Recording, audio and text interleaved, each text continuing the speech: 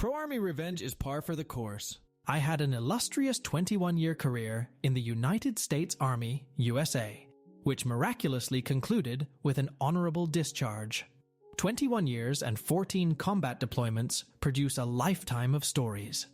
The overwhelming majority of memories are comical and worth remembering. Like the time I borrowed another human's truck, or the time I relocated an artillery display in my barracks room. However, some memories are extra ammunition after a live fire exercise, LFX, worth donating to Chuck and Barry. Memories suppressed so well they never happened. However, these memories can be unintentionally triggered. I worked at the Bad Place before attending assessment and selection. Working there was the sole reason for attending selection. The Bad Place, TBP, was a 3-star command and nursing home for dying careers. TBP was a mixture of National Guard, Army Reserve, active duty, and Department of the Army civilians. It was essential a foreign planet for a soldier who had grown up in regiment and the 82nd Airborne Division. Overnight, I had transitioned from airborne infantry to the equipment tracking officer. It was my sole purpose in life to source pre-deployment training equipment, PDTE, for deploying National Guard and Army Reserve units. These units would request specific types of equipment, and it was my responsibility to source at least 2/3 of the requested equipment. I should mention, my boss at TBP was Department of the Army Civilian, DAC. I had 10 years of service under my belt, and it was the first time my direct supervisor was a civilian. Now, I have no issues with civilians, but I do have issues with horrible leadership. Mike was horrible. Mike was a dirty diaper, full of shit, and always on my ass. Side note, sloppy. I feel the need to mention TBP recently moved. Reader, moved? Sloppy. Yes, Deep South one day, and the Midwest the next. Reader, aliens? Sloppy. Nope. Base realignment and closure? Brack. Reader, what? Sloppy. The Army decided to close some bases and expand others. Reader, puzzled. Oh, so, what's this have to do with the story? Sloppy.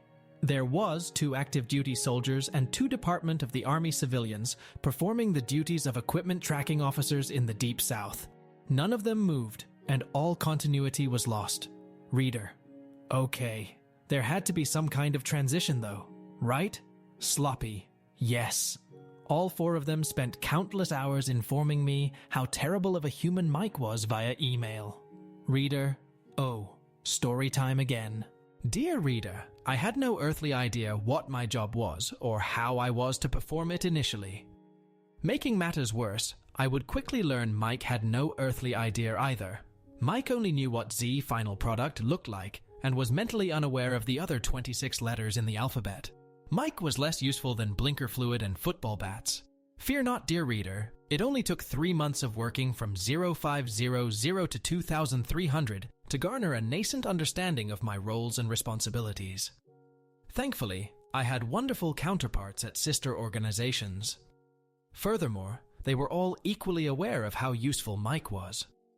Fast forward 4 months. The section was still composed of exactly 1 sloppy. I was 25% of the total allotted manpower, performing 100% of the duties. If you wait until the last minute, it only takes a minute, was my battle cry. Life was grand. I had developed standard operating procedures, SOPs, and automated matrices to assist me. I was even starting to catch errors from the department that validates equipment requests. Note, remember, it was my duty to source 2/3 of the equipment request. I had a very unpleasant one-way conversation in August of 2011. Captain, CPT Richard Cranium was requesting I provide 3 Rhino buses for training. Dear reader, I kindly explained why fulfilling this request was unfeasible. Problem solved, right? Nope. I then received a call from Lieutenant Colonel, LTC, Richard Cranium.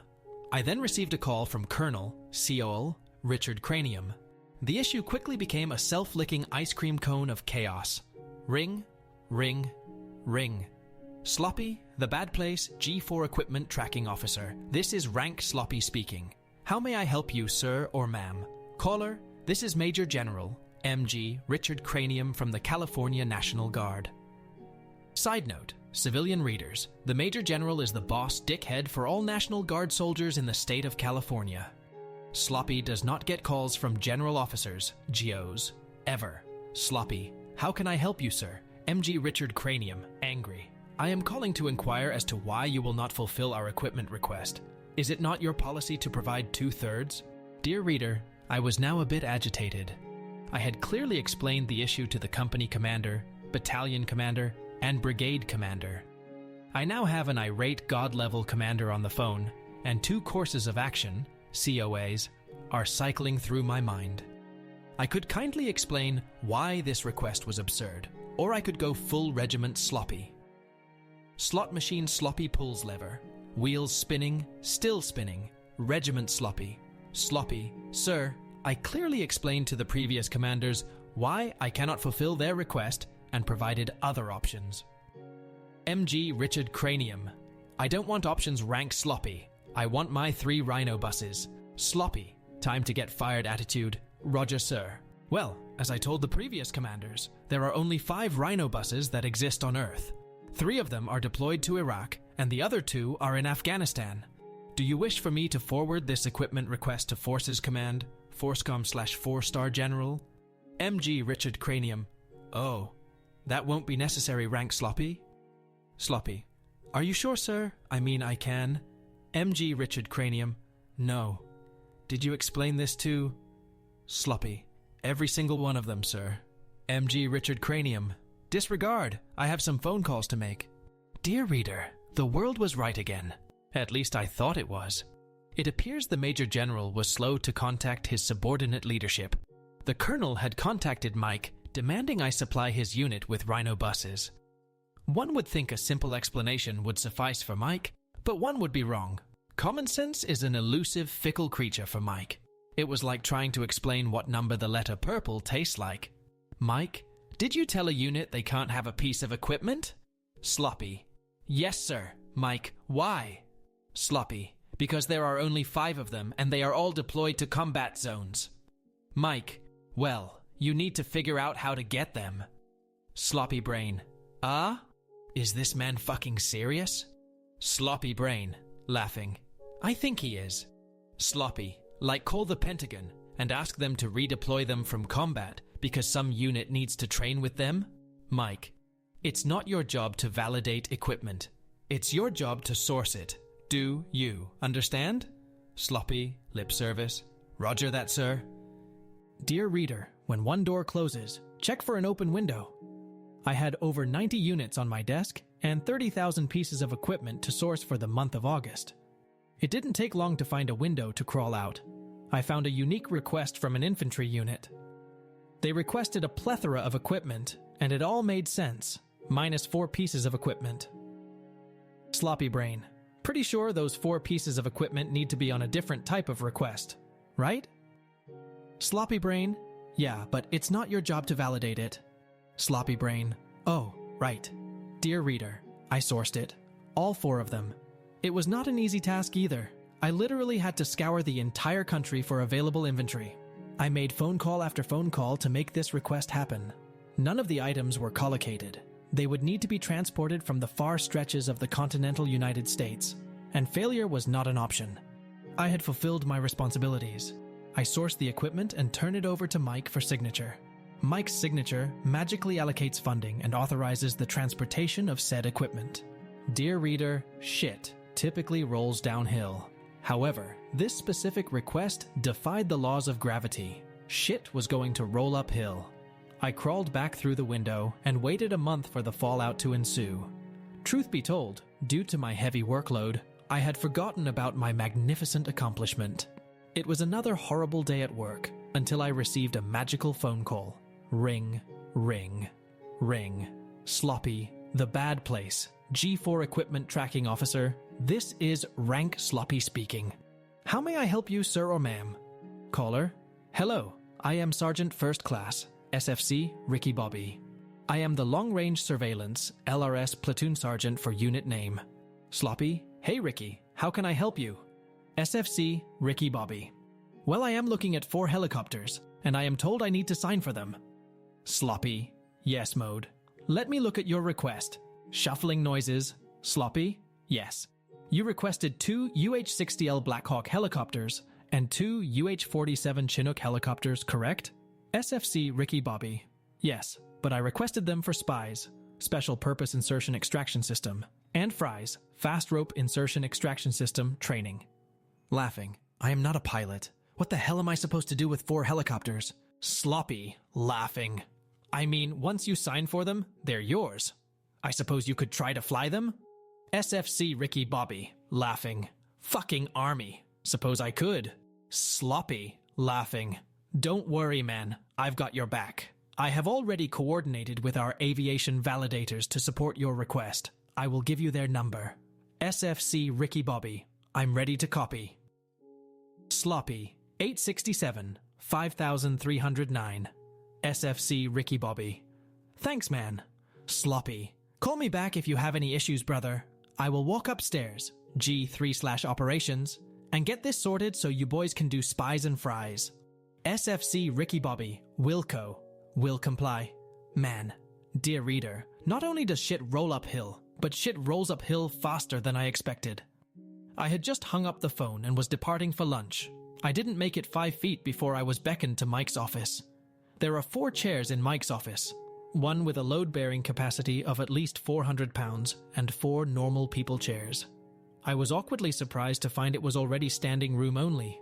The G4 Colonel, Deputy G4, Civilian DAC, and G3, Operations Colonel, were already in Mike's office. Mike, it seems we have an issue, rank Sloppy. Sloppy Brain. We? Sloppy. Really? I am not aware of any issues, sir. Mike. Well, unit name is at Fort Hood, and the battalion commander is wondering why one of his platoon sergeants signed for 4 helicopters. Sloppy. Shocked. Did they request 4 helicopters? I can go get the equipment request. Mike. I have it. Right here. In my hands. Sloppy. Puzzled. Okay. Did they request? Mike. Yes, they did.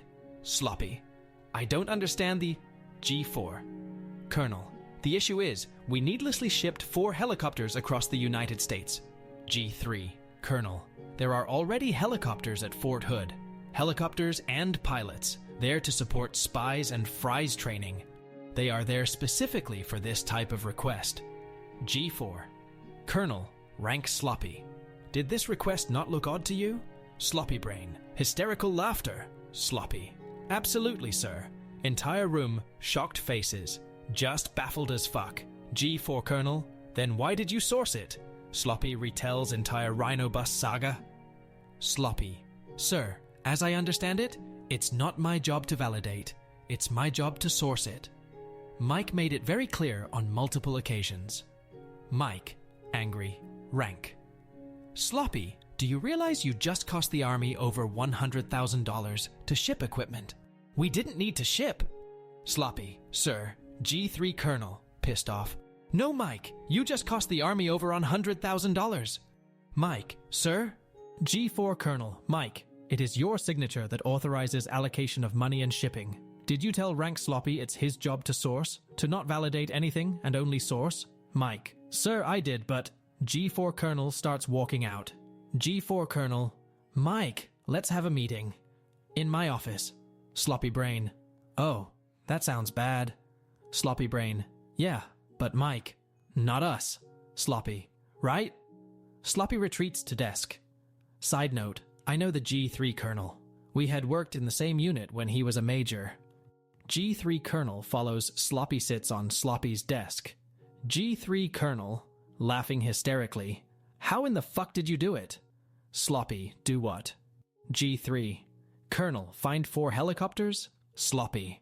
I called everyone. I leveraged my network of contacts and made it my mission. G3. Colonel, what did your counterpart say about the request? Sloppy. They have the same sentiments towards Mike. G3 Colonel, shaking his head. Honestly, that's impressive. Sloppy. Sir, I was going to get shit on either way, so I decided, fuck Mike. G3 Cologne. Yep, fuck Mike, I guess. Dear reader, thank you for reading my Petty Army Revenge. Par. I have good news. I no longer worked for Mike after that interaction. Other misdeeds, stories, came to light after that encounter.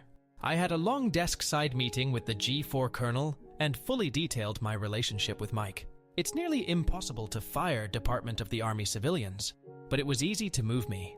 The G3 colonel found a more suitable position for an infantryman. It also sucked, but he gave me ample time to prepare for assessment and selection. I was at TBP for 18 horrible months before I found greener pastures. I could lament on all the horrible things, but it's not worth it. Why? At least I know where to go if I ever need 4 fucking helicopters.